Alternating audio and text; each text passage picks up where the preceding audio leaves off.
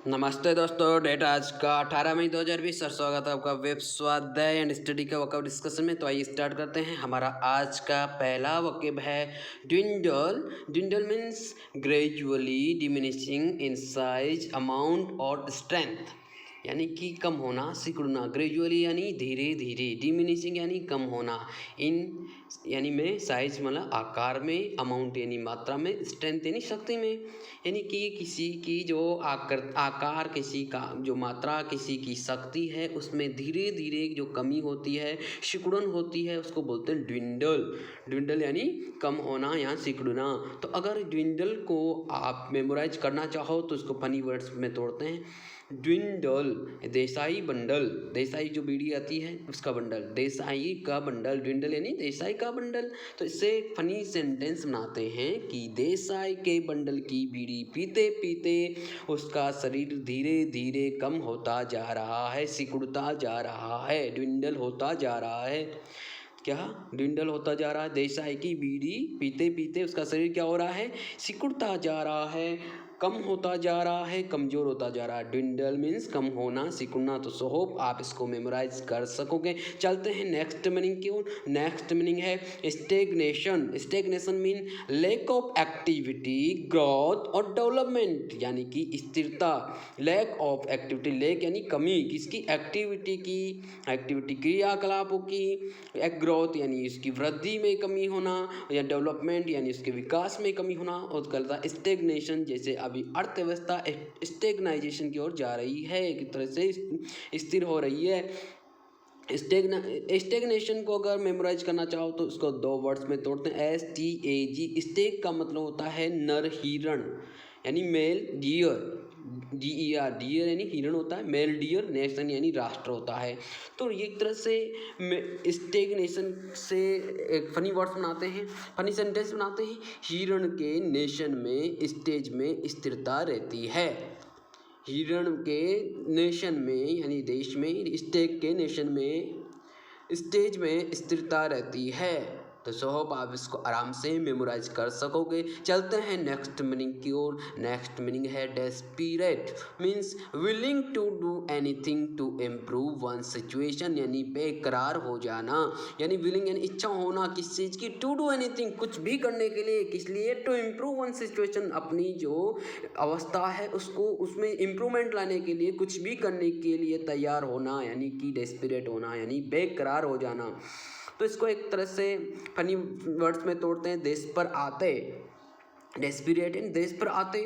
तो इससे एक फनी सेंटेंस बनाते हैं। जब बात देश पर आती है, देश पर आते हैं, तो इंडियन क्रिकेट टीम के जो खिलाड़ी हैं पाकिस्तान को हराने को बेकरार हो जाते हैं। जब बात देश पर आती है तो इंडियन क्रिकेट टीम की जो खिलाड़ी है पाकिस्तान को हराने के लिए बेकरार हो जाते हैं। तो सो होप आप इसको आराम से मेमोराइज कर सकोगे। चलते हैं नेक्स्ट मीनिंग की ओर। नेक्स्ट मीनिंग है rush, means move with urgent haste और मूव क्विकली टुवर्ड समवन। या मूव का मतलब एक तरह से घूमना।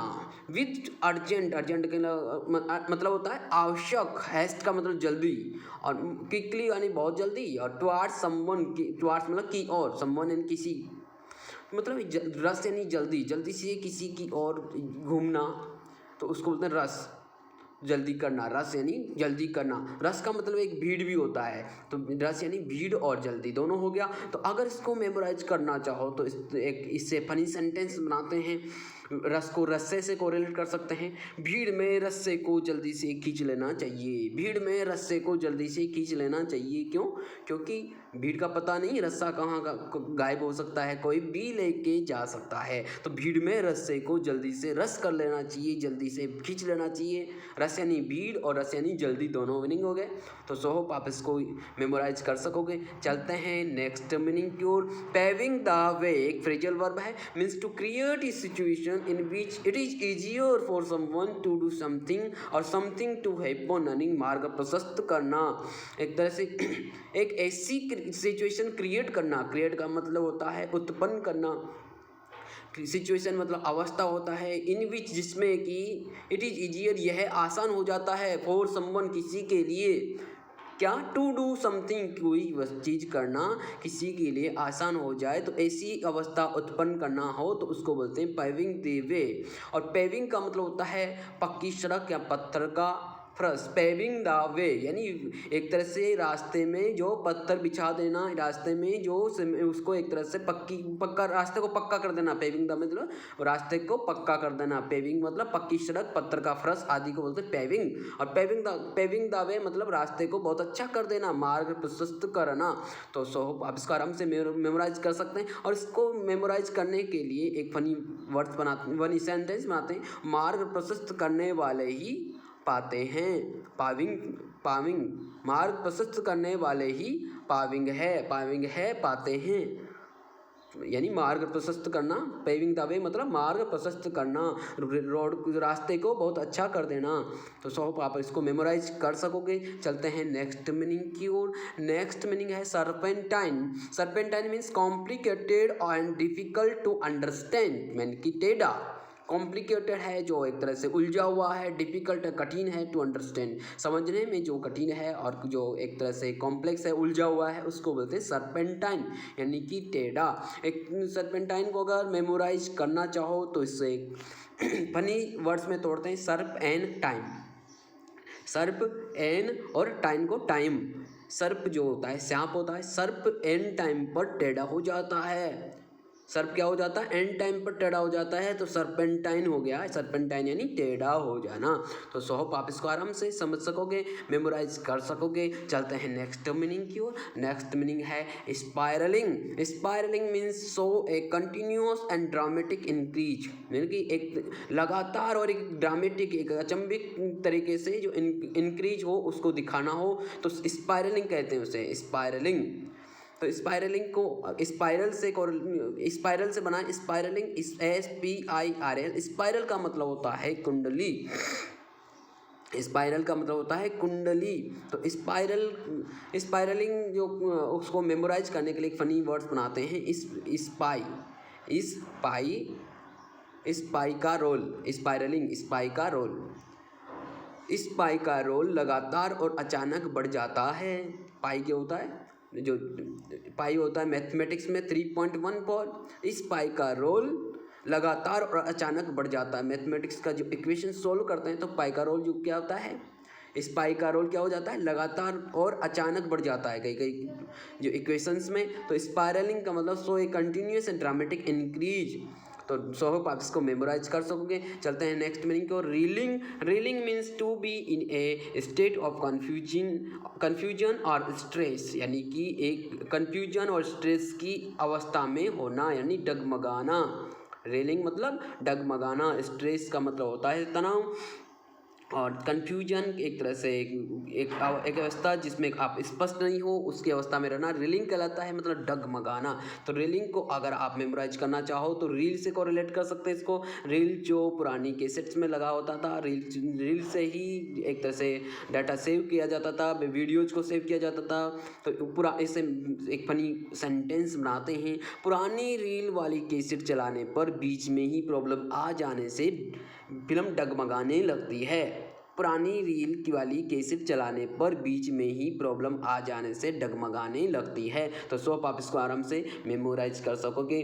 चलते हैं नेक्स्ट मीनिंग की ओर। नेक्स्ट मीनिंग है contentious. Contentious means causing disagreement between people और ग्रुप, यानी विवादास्पद यानी झगड़ालू। कजिंग का मतलब उसका कारण बनना, किसका, डिसएग्रीमेंट असहमति का, किसके बीच में, बिटवीन पीपल और ग्रुप्स, या तो दो व्यक्तियों के बीच में या कुछ ग्रुप्स के बीच में, समूह के बीच में एक तरह से असहमति का कारण बनना, एक यानी कि कंटेंसस, विवादास्पद या झगड़ालू। इसको अगर मेमोराइज करना चाहो तो इसको एक तरह से कंटेंट से कोरिलेट करके आराम से मेमोराइज कर सकते हैं। इसे फनी सेंटेंस बनाते हैं। किसी के बारे में गलत कंटेंट बनाने पर वो झगड़ालू ही बन जाता है। किसी के बारे में गलत कंटेंट बनाने पर वह झगड़ालू ही बन जाता है। कंटेंसस मतलब झगड़ालू या विवादास्पद। सो होप आप इसको मेमोराइज कर सकोगे। चलते हैं नेक्स्ट मीनिंग की ओर। नेक्स्ट मीनिंग है outlets. Outlets means a point from which goods are sold और डिस्ट्रीब्यूटेड, मतलब एक ऐसा जगह है, पॉइंट जहाँ से वस्तुओं को बेचा जाता है या बांटा जाता है, मतलब आउटलेट कहलाता है। दुकान, जैसे आउटलेट यानी दुकान, आउटलेट्स का मतलब हो गया दुकान। और आउटलेट्स यानी दुकान को याद करना चाहो तो एक तरह से इसको एक फनी सेंटेंस से मेमोराइज कर सकते हैं। तो चलते हैं, बनाते हैं। कोरोना की वजह से ज़्यादातर लोग दुकान से आउट होकर ही सामान लेते हैं। कोरोना की वजह से ज़्यादातर लोग दुकान से आउट होकर ही सामान लेते हैं, यानी आउटलेट से ही सामान लेते हैं। तो आउटलेट्स यानी दुकान, आप आराम से मेमोराइज कर सकोगे। चलते हैं नेक्स्ट मीनिंग की ओर। नेक्स्ट मीनिंग है utopia means an imagine place और state of things in which everything is perfect, यानी कि एक ऐसी जो काल्पनिक जगह है और अवस्था जहाँ पर स्टेट ऑफ थिंग्स, जहाँ पर क्या है एवरीथिंग, प्रत्येक चीज़ क्या है परफेक्ट है। यूटोपिया यानी एवरीथिंग, सब कुछ वहाँ पे परफेक्ट है, उसको बोलते हैं यूटोपिया। परफेक्ट यानी एक तरह से अच्छी अवस्था में है, एक तरह से आदर्श अवस्था में, आइडियल है, तो उसमें कोई डिफेक्ट्स नहीं है, कोई कमी नहीं है, यूटोपिया। तो यूटोपिया को अगर याद रखना चाहो तो उटोपिया से कोरिलेट कर सकते हैं। उटोपिया और देखो सब कुछ कितना सुंदर है, कितना परफेक्ट है। उटोपिया और देखो सब कुछ कितना सुंदर है, कितना परफेक्ट है। तो आराम से मेमोराइज कर सकोगे। चलते हैं नेक्स्ट मीनिंग की ओर। नेक्स्ट मीनिंग है पैराफेरनालिया। पैराफेरनालिया मतलब होता है a large number of different objects that you need for a particular purpose, मतलब प्रयोजन विशेष के लिए अपेक्षित ढेर सारी विविध वस्तुएं, साज सामान जो होता है उसे बोलते हैं पैराफेरनालिया। या आर जो है फेरनलिया, आर जो है इसमें एक तरह से साइलेंट है, फेन लिया बोलते हैं इसे, पैराफेरनालिया। पैराफेरनालिया का मतलब हो गया ए लार्ज नंबर हो, बहुत सारी वस्तुएं हो, जहाँ पे डिफरेंट ऑब्जेक्ट्स, जो अलग अलग वस्तुएं हो, दैट यू नीड, जो आपको क्या है आवश्यक है, अपेक्षित है। नीड का मतलब आवश्यक है यानी अपेक्षित है, फॉर ए पर्टिकुलर पर्पज यानी किसी विशेष प्रयोजन के लिए, यानी एक तरह से प्रयोजन विशेष के लिए अपेक्षित ढेर सारी विविध वस्तुएं, सामान होती हैं, उसको बोलते हैं पैराफेरनालिया। तो इसको मेमोराइज करना चाहो तो एक तरह से इससे फनी सेंटेंस बनाते हैं। उसने अपने प्रयोजन के लिए ढेर सारी वस्तुएं, साज सामान चाहिए था, इसलिए पैर फैला लिया। पैर फैला लिया, पैरा फैल लिया मतलब पैर फैला लिया। क्यों फैला लिया? क्योंकि उसे अपने विशेष प्रयोजन के लिए ढेर सारी विविध वस्तुएं चाहिए थी, इसलिए उसने अपना पैर फैला लिया। तो सोप आप इसको मेमोराइज कर सकोगे। चलते हैं नेक्स्ट मीनिंग की ओर। नेक्स्ट मीनिंग है latched means become fixed, lock fasten about, यानी कुंडी लगाना, कुंडी लगाई, लेच्ड सेकेंड फॉर्म हो गया। तो लेच का मतलब होता है कुंडी लगाना। तो लेस को अगर आप मेमोराइज करना चाहो तो इसको कोरिलेट कर सकते हैं लेस से। लेस जो होता है जूतों की डोरी होती है उसे लेस बोलते हैं। तो इससे फनी सेंटेंस बनाते हैं। उसने जूतों के लेस को बांधकर ताले को बंद किया। उसने जूतों के लेस को बांधकर ताले को बंद किया। लेस्ड यानी बिकम फिक्स्ड, एक तरह से फिक्स कर देना, उसको बंद कर देना, लॉक कर देना, कुंडी लगा देना। तो सो होप आप इसको आराम से मेमोराइज कर सकते हैं। हमारी आज की डिस्कशन में बस इतना ही। अगर आपको ये डिस्कशन अच्छा लगे तो हमारे चैनल को सब्सक्राइब करें और इस वीडियो को लाइक करें, शेयर करें। Thank you very much for discussion.